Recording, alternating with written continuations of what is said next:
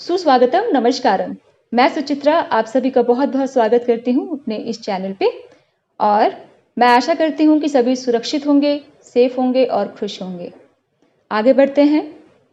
अगर अभी तक आपने मेरे चैनल को सब्सक्राइब नहीं किया है, बेल आइकन नहीं प्रेस किया है, so it's my humble request, please वो कर लीजिए ताकि आपको अपडेट्स मिलते रहेंगे। ऑलराइट, सो आज का दिन शुरू करते हैं। आज हम क्या क्या कवर करने वाले हैं।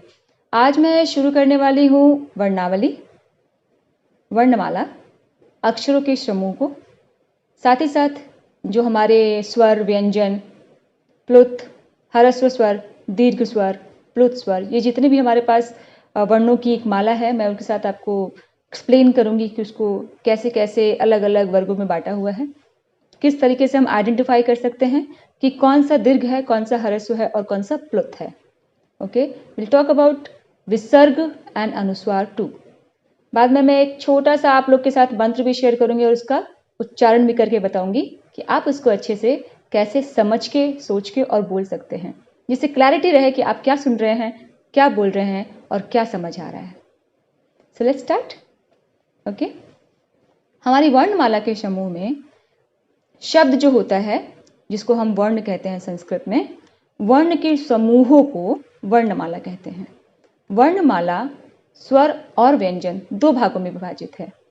स्वर होता है अ, आ, ई, उ, ऊ, ए, आई, ओ, औ। जो ये लाइन है, हिंदी में और संस्कृत में काफ़ी सिमिलैरिटी है। जो डिफरेंस है संस्कृत में वो है री एंड री का। ठीक है। देन आता है अंग एंड अह। अंग और अह, अंग मतलब ये एक अनुस्वार है, जैसे हम बोलते हैं कंकड़, चंचल, ये सारे जो हमारे आते हैं वो आते हैं विसर्ग जो होता है, और अनुस्वार। इसका मैं आपको डिफरेंस बताती हूँ। जो भी मैंने आपको बोला दैट इज अनुस्वार, जो ऊपर लगता है। ओके, अंग, अंग की बिंदी को, और अह होता है विसर्ग, जो लास्ट में बिंदु लगता है। ऑलराइट, तो शुरू करते हैं। अभी क्लैरिटी हो गई कि हम स्वर किसको बोलते हैं। अब आ जाते हैं हम व्यंजन पे। व्यंजन है क, ख, ग, घ, अंग, च, छ, ज, झ, ञ, ट, ठ, ड, ढ, अण, त, थ, द, ध, न, प, फ, ब, भ, म। ये पंचवर्गीय श्रेणी भी कही जाती है। इसके एक अलग उल्लेख है जो मैं आपसे डिस्कस करूंगी। लेकिन व्यंजन में जो हमारे पास आता है, नेक्स्ट श्रेणी शुरू आती है। ये भी एक तरीके से आप यूं कह सकते हैं कि व्यंजन की जो नई श्रेणी है, जैसे क से लेके म तक की जोड़ी होती है, पंचवर्गीय श्रेणी होती है।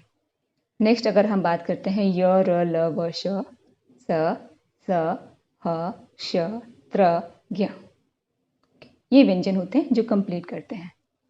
जो हमारे पंचवर्णी होते हैं, जैसे अंगः, ओके, इया, अड़, ये जो व्यंजन होते हैं जो स्वर के साथ जुड़ के बोले जाते हैं, उनका भी अभी कमिंग बुक्स में, जितनी भी मैंने नई बुक्स देखी हैं, उसमें इसका वर्णन नहीं मिलता है। तो मैं आपको एक्सप्लेन करना चाहती थी कि ये जो स्वर और व्यंजन है, इसमें विसर्ग और अनुस्वार को कैसे आइडेंटिफाई करते हैं। जो अ है, अ से लेके औ तक, ये होता है स्वर, और जो अंग होता है और जो वह होता है वो होता है अंग, अनुस्वार, अह, विसर्ग। ये हमारी क्लैरिटी हो गई कि हम कौन कौन से में स्वर को लेते हैं, किस में व्यंजन को लेते हैं। तो नेक्स्ट बात कर लेते हैं हम हमारे दीर्घ स्वर की और ह्रस्व स्वर की। अब दीर्घ स्वर क्या होते हैं और ह्रस्व क्या कहते हैं। ह्रस्व होता है जो बहुत आसानी से बोले जाते हैं, जिसकी यूं कहें कि अक्षर में कोई एड ऑन नहीं होता है। जैसे ह्रस्व होता है जो एक बार में बोले जाए, जैसे अ। अगर अ की आप आकार देखेंगे तो अ में सिर्फ एक खड़ी पाई का इस्तेमाल होता है और वो अ हो जाता है। वहीं अगर हम दीर्घ स्वर की बात करते हैं, आ, तो आपकी जो पलक झपकना, जैसे हम काउंट करते हैं, अगर मैं काउंट करती हूँ तो अगर आप एक बार में स्वर को बोल रहे हैं वो बोली जाती है ह्रस्व स्वर, और अगर आपकी पलक 2 बार झपक जाती है उसको हम दीर्घ स्वर में काउंट करते हैं। ओके, तो जैसे आप एक पलक झपक गई और जब दूसरी पलक झपकेगी आ, तो आप ये मान के चलिए दूसरा जो हम दूसरी बार ब्लिंक कर रहे हैं किसी वर्ड को बोलने में वो दीर्घ स्वर में काउंट होता है। अ ह्रस्व, आ दीर्घ। वैसे ही ई जो छोटी ई होती है वो होती है ह्रस्व स्वर, और जो बड़ी ई होती है वो होती है दीर्घ। ठीक है, ऐसे ही छोटा ऊ ह्रस्व, बड़ा ऊ दीर्घ स्वर।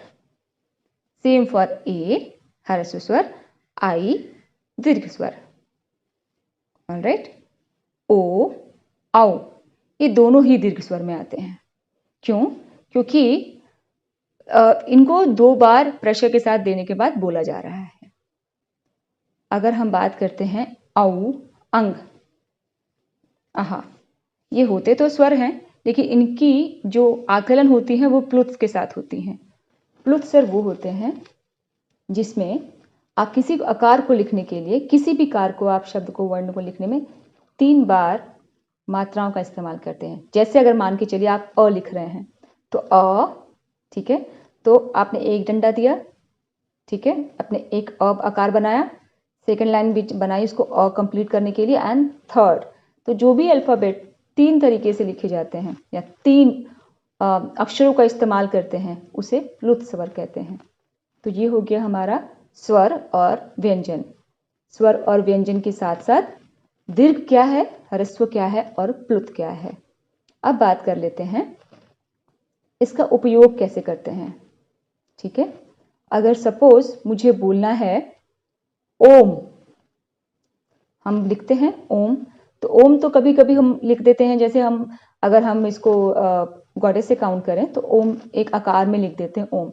लेकिन अगर इसको लिखना हो अ उ म, ठीक है, तो क्या हो गया, कितने सारे स्वर का इस्तेमाल कर रहे हैं हम इसमें?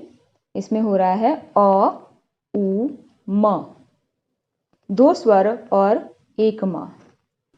अभी मेरा आगे आपको कवर करना है एक मंत्र। जो मंत्र मैं कवर करने वाली हूँ वो है सर्वे जनाः सुखिना सर्वे सन्तो निरामया सर्वे भद्राणि पश्यन्तु माँ कश्चित् दुर्भाग् भवेत्। इसका मतलब क्या है वो मैं एक्सप्लेन करने वाली हूँ आपको।